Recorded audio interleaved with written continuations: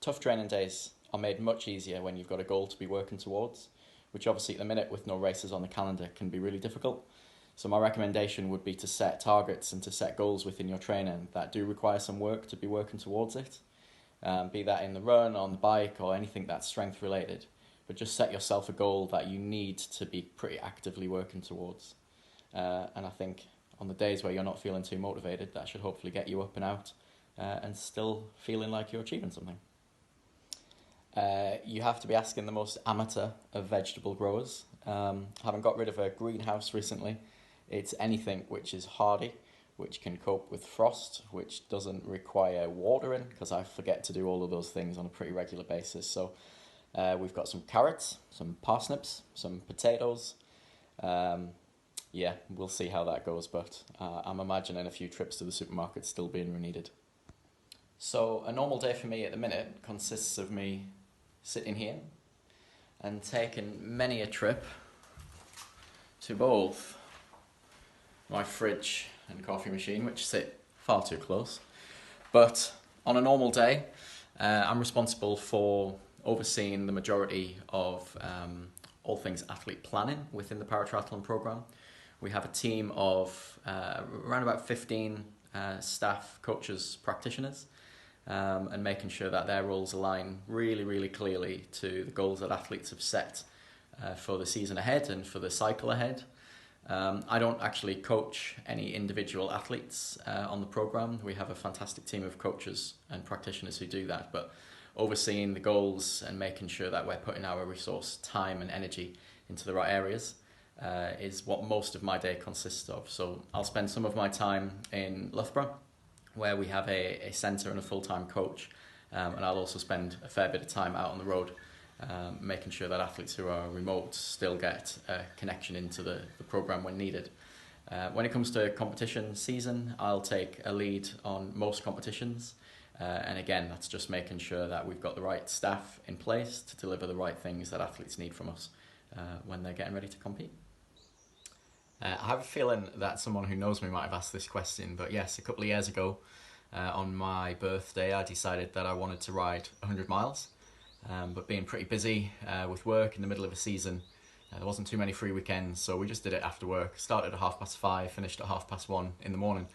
It was with a group of fantastic friends, but none of us had ridden anywhere near the amount needed to justify being able to go out and ride 100 miles. So I had a feeling that our nutrition was going to be the crux of whether we made it safely or not.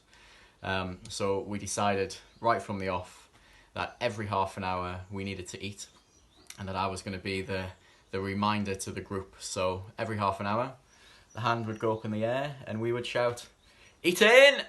And everybody had to, whether they liked it or not, had to grab some food, get it down their neck. And yeah, we made it safely home, had a fantastic night. I think this is a really good question. It's something pretty much from the first time that I started coaching, most people ask, especially if they haven't come from a triathlon background from quite a young age. So I would say on the whole, probably not. I would find most of our world-class programme athletes across both the Olympic and the Paralympic programme would probably do more cycling within their week than they would do swimming and running.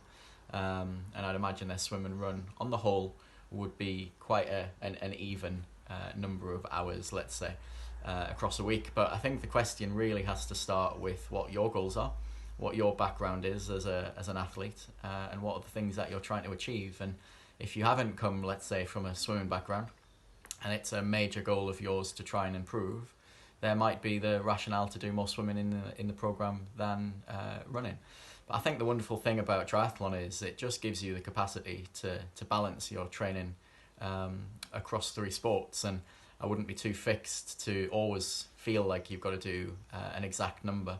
And if training across the three evenly is good for you, then fantastic. But at the same time, there's nothing wrong with doing a little bit more of one than the other. And there's nothing wrong with that changing as time goes along either. Again, I think a question from someone who knows me. So I had entered my first triathlon since 2011, which was meant to be the Eastleigh Sprint Triathlon at the end of March, something I trained for over the course of the winter. And like most of us, it was cancelled. So I've been spending most of my time on this thing, on Zwift, which is keeping me entertained. And when I look at the power numbers that I'm putting out, I mean, I'm putting out sometimes 180 to 200 watts. So I think my next day race, now that the Olympics has been rescheduled to next July, I might just give it a go and see if I can make my mark on the ITU circuit. So I have been coaching in one way or another since I was about 15, coaching both at local swimming clubs and athletics clubs, obviously in an assistant role.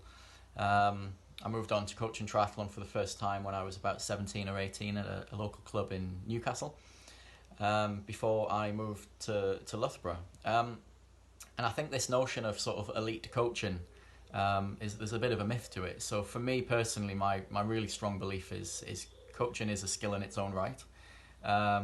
And you don't have to have been a world-class athlete to be a world-class coach. So I threw myself into the art or the science of coaching from quite an early age, and certainly sacrificed any kind of ambitions that I had to be a better athlete. So I set up a triathlon club in 2006 in Loughborough, and just enjoyed thoroughly the task of coaching a wide variety of athletes, ages, backgrounds and standards. I was fortunate enough to be able to coach the East Midlands Regional Academy for probably 6 or 7 years, and start to really understand the demands of young, fantastically talented athletes. But I think sometimes it's just taking opportunities when they fall at your feet, really. So the paratriathlon program was in its embryonic stages back in 2008 and 2009. And I just saw an opportunity to try and help and make a difference to a group of people, similarly to how a lot of juniors sort of back in the late 90s might have struggled to get into the sport. So I think ultimately we learn as we go. So there was a lot of things that I didn't know about elite coaching, certainly within a para sense. You work together with athletes, work together with the athletes that you coach, to try and form the best relationships to help them as much as possible. So undoubtedly the inclusion into the games has meant that I've been able to access a lot of development. But I think for me, fundamentally, coaching is about a relationship between two people, and truly understanding what it is that they need to become a better person and a better athlete. That's probably what I would say is my sort of area of strength as a coach. And it's something that I still, to this day, spend a lot of time making sure I work on, and can be the best I can. So did Joe Townsend beat Superman in an arm wrestle? It's fake news. I think they're implants, actually, Mr. Townsend. I don't think his muscles are quite as big as he likes to make out. In fact, every time I've given him arm wrestle, I think I've won. So yeah, fake news.